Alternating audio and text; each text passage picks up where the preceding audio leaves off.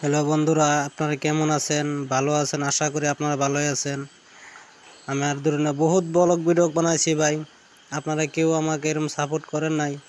আর এরমভাবে কেউ সাপোর্টও করেন না, কেউ শেয়ারও করেন না। কেন ভাই? আপনাদের পাশে কি আমি থাকতে পারি না? অবশ্যই আপনাদের পাশেই রাখবেন।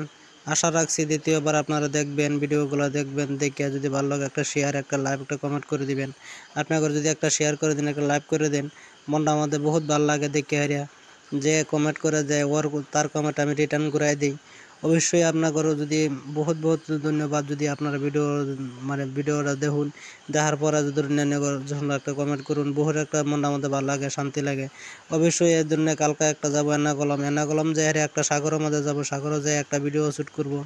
একটা ভিডিও শ্যুট করার পরে পাশেই একটা ধরনের এই শাহরুখ খানের হোটেল আছে, শাহরুখ খানের হোটেলও যে আমরা দেখবো। শাহরুখ খানের হোটেলের ভিতরে ঢুকতে দেয় না। অবশ্যই আমরা রিকোয়েস্ট করে কালকে ঢোকার পরে তার হোটেলটা আপনার করে দেখাবার জন্য আশা রাখছি। আপনারা যদি বেলঘাট আমরা ডাবাইয়া অবশ্যই ভিডিওর পাশেই থাকবেন।